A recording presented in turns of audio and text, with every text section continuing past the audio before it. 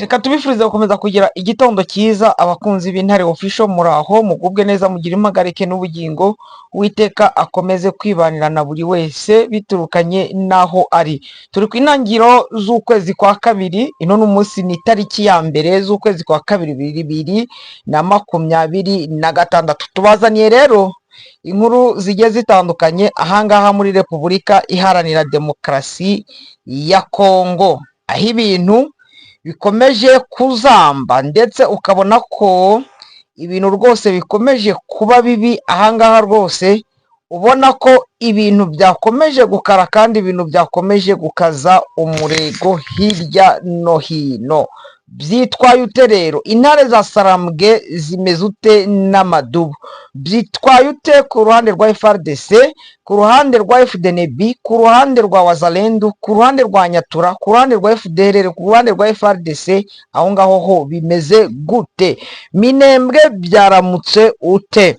Mu bindi bice bitandukanye muri teritwari ya Masisi bimeze ute? Muri teritwari ya Rucuro bimeze ute? Mu mujyi wa Goma ho haramutse hate? Perezida Felix Antoine Tshisekedi we aravuga iki? Aratangaza iki ku bijyanye n'amasezerano n'ibyo kugirana ibiganiro na M23? Reka ntangire kuri no nkuru. Perezida Felix Antoine Tshisekedi yatanze umurongo ukakaye ushobora gutuma Alliance Fleuve Congo M23 uhezwa mu biganiro by'abanyekongo. Ni ibiki yavuze rero? Perezida wa Repubulika Iharanira Demokarasi ya Kongo Felix Antoine Tshisekedi Chilombo yavuze ko yavuze amarenga akomeye ashaka kwerekana ko ihuriro rya Alliance Fleuve Congo ritazemererwa kwitabira ibiganiro by'amahoro byitezwe guhuza abanyekongo bigamije gushakira umuti urambye ibibazo by'umutekano n'ibya politiki bimaze igihe byugarije igihugu kuva mu kwezi kwa 12 z'umwaka wa 2025. Ubutegetsi bwa Kinshasa bwatangiye gutegura ibiganiro bufashijwemo na perezida wa Angola akaba n'umuyobozi w'umuryango wa Afurika yunze ubumwe João Lourenço. Intego nyamukuru yabyo ni ugushakira hamwe ibisubizo by'ibibazo bikomeje gutuma igihugu gihungabana cyane cyane mu burasirazuba bwa Repubulika Iharanira Demokarasi ya Kongo. Amakuru ya mbere yavugaga ko ibiganiro byashoboraga kubera i Kinshasa kandi ko byari biteganyijwe ko byitabirwa n'impande zitandukanye zirimo n'abatavuga rumwe n'ubutegetsi barimo abo mu ihuriro rya Alliance Fleuve Congo M23. Icyakora nyuma haje kuvugwa ko aho bizabera hashobora guhinduka bikabera i Rwanda muri Angola cyangwa i Lome muri Togo. Umuyobozi wa Alliance Fleuve Congo Corneille Nangaa yemeje ko Perezida João Lourenço yayisabye kwitabira ibiganiro, gusa yavuze ko iri huriro ryasabye ibiganiro bisobanutse ku itandukaniro riri hagati y'ibi biganiro by'abanyekongo n'imishyikirano yabereye i Doha muri Qatar, ndetse no ku cyizere cy'uko icyemeranyijwe i Doha bitazirengagizwa.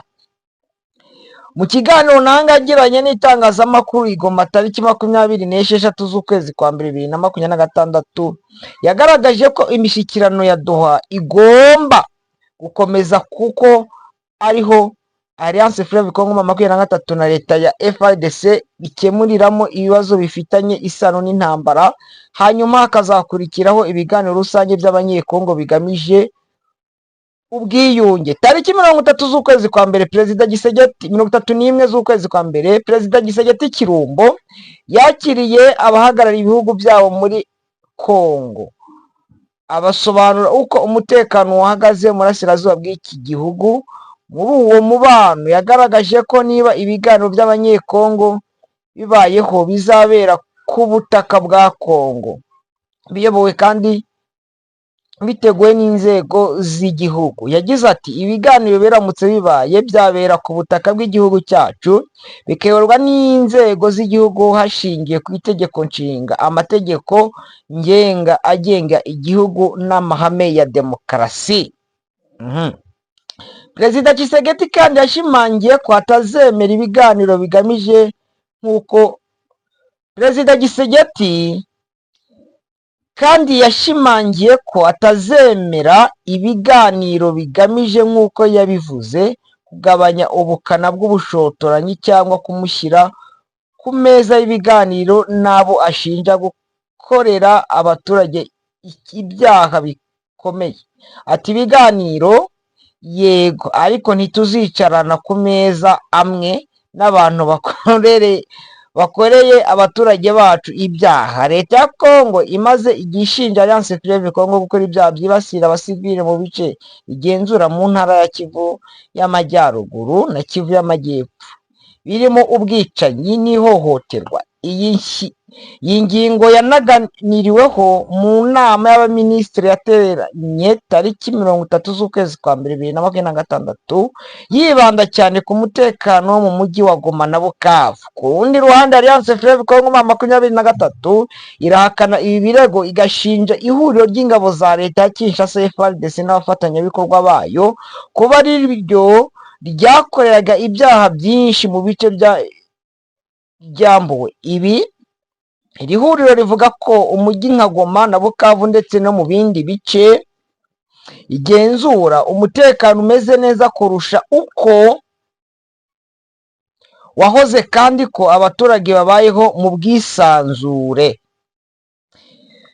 Ibi rero ni ibintu bigaragara, ndahamya ko abaturage batuye mu mujyi wa Goma n'abatuye mu mujyi wa Bukavu, abatuye mu mujyi wa Gicanga, abatuye mu mujyi wa Bunagana, umujyi wa Kiwanja, umujyi wa Rucuro no mu yindi mijyi igiye itandukanye, aba nibo batangabuhamya b'ukuri babona n'itandukaniro riri kuri Alliance Fleuve Congo n'uriya mitwe yose y'abakoroshari. Ahangaha noneho reka nkomeze kuri uno muntu ukomeye bamwita Claude Ibalanki, umunyapolitiki uherutse kwitandukanya n'ubutegetsi bw'i Kinshasa. Yatangaje ko mu minsi iri imbere ateganya kugeza ijambo rikomeye ku baturage, ariko yarivuze umunsi w'ejo, yararivuze rwose. Ni ijambo yavuze. Uyu nguyu nawe urwanya, yari umwe mu bantu bakomeye, yari umwe mu bantu bakomeye rwose hariya hano muri Repubulika Iharanira Demokarasi ya Kongo, kuko ni umwe mu bari begereye Perezida Felix Antoine Tshisekedi, ndetse yaje no gutangaza. Nabonaga abanyamakuru bamubaza, we arasobanura, arababwira bati uwe ntabwo yaje gushaka ubutegetsi cyangwa gushaka amafaranga, ahubwo ibyo yajemo ni ukugira ngo habeho impinduka hano muri Repubulika Iharanira Demokarasi ya Kongo. Ati sinaje gushaka amafaranga cyangwa ubutegetsi, ahubwo icyanzanye ni ukugira ngo hano muri Repubulika Iharanira Demokarasi ya Kongo turebe ko amahoro yaza, katwigire mu mirwano. Amakuru atandukanye akomeje gutangazwa n'abanyamakuru bakoresha imbuga nkoranyambaga, by'umwihariko amasheni ya YouTube channel yibanda ku mutekano n'intambara mu burasirazuba bwa Repubulika Iharanira Demokarasi ya Kongo. Aravuga ko ingabo z'u Burundi zikomeje kwigabiza uduce twa Bibogobogo twahoze dutuwe n'abakongomani bo mu bwoko bw'abanyamurenge. Nk'uko byatangajwe n'ibinyamakuru bigiye bitandukanye, ubuhamya byanyuzemo harimo amasheni ya Mangarambe TV, Gakondo TV n'andi agiye atandukanye. Mu cyumweru gishize bavugaga ko imihana ya Bibogobogo irimo Nyagisozi, Mugorore, Kabebwe n'indi yo mu misozi migufi ya Fizi yasenywe n'umutwe witwaje intwaro wa Mayimayi.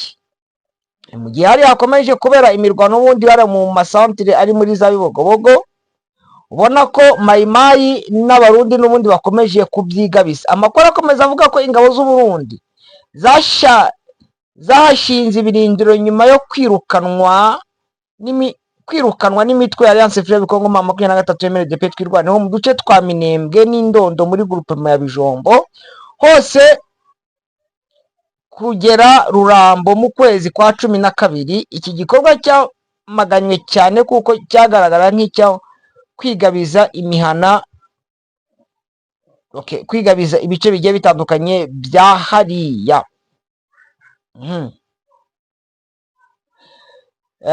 Abanyamulenge rero bakomeje kwamagana ibi bintu rwose bikomeje kubakorerwa, ubona ko bakomeje kwibasirwa,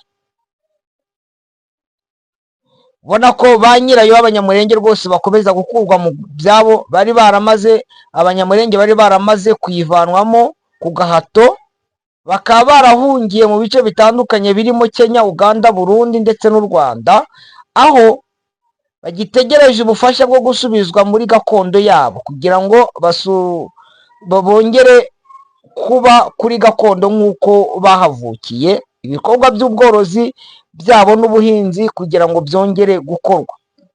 Ahangaha rero muri biriya bice ukabona ko igisirikare cy'u Burundi ndetse abarundi bakomeje kuza kubyigabiza, bamwe bari batangiye no kuhubaka n'amazu. Hari umurundi rwose wagiye ahubaka n'inzu,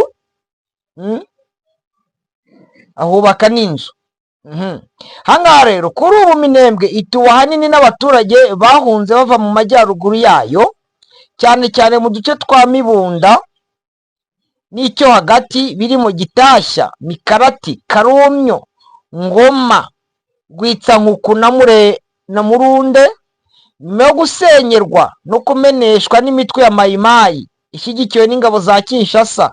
Harimo kandi abahunze bava mu majyepfo no murasirazuba bwa Minembwe nko mu duce twa Mirima, Matanganika, Gitumba, Rugezi, Misuka, Kivumu n'ahandi hose.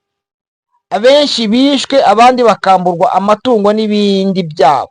Abandi basesenguzi b'iki kibazo basaba umuryango mpuzamahanga gukomeza kubafasha no kureba uburyo iki kibazo cyakemuka. Ubona ko muri biriya bice n'ubundi hakomeje kubera imirwano, ariko ku makuru yizewe nuko abarwanyi ba M23 ndetse na MRDP twirwaneho bakomeje guhondagura, bakomeje gukubita n'ubundi izo ngabo z'abakroshari n'abafatanyabikorwa bazo muri biriya bice n'ubundi.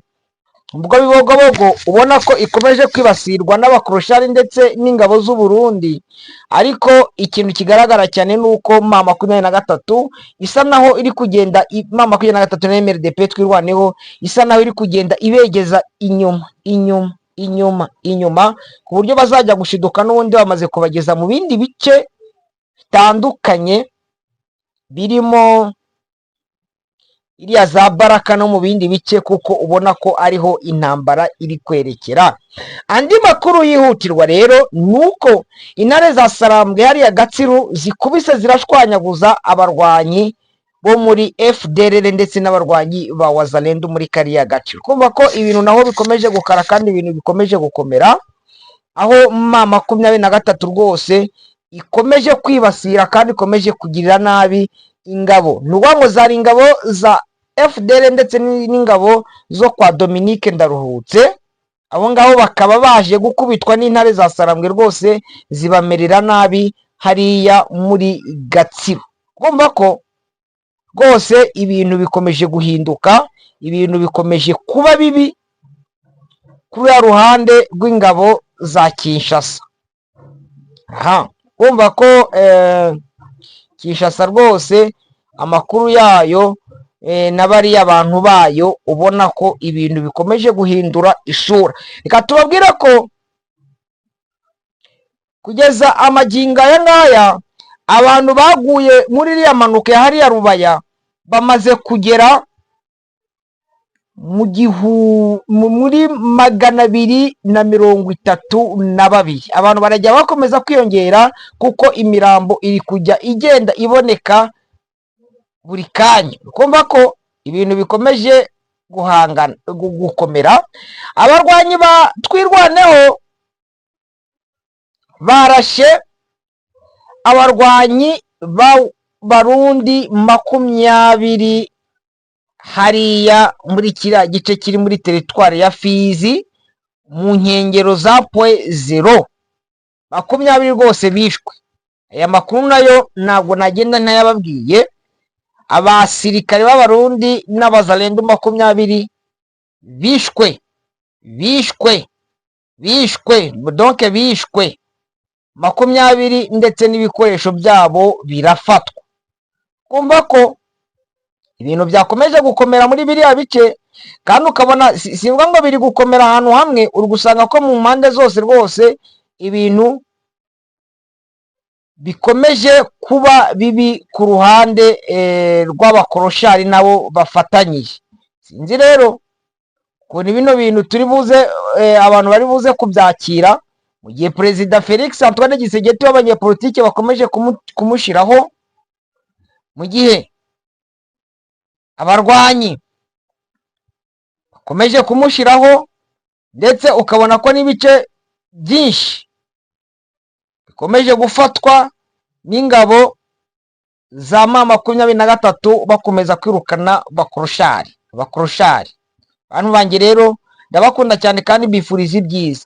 Reka rero mbateguze ko mu kanya ndaje mbazaniye andi makuru agiye atandukanye mu materitware yose. Mukomeze mugubwe neza kandi mugire impagarike n'ubugingo, mugire Imana n'amafaranga. Uwiteka akomeze kwibanira na buri wese udukurikira.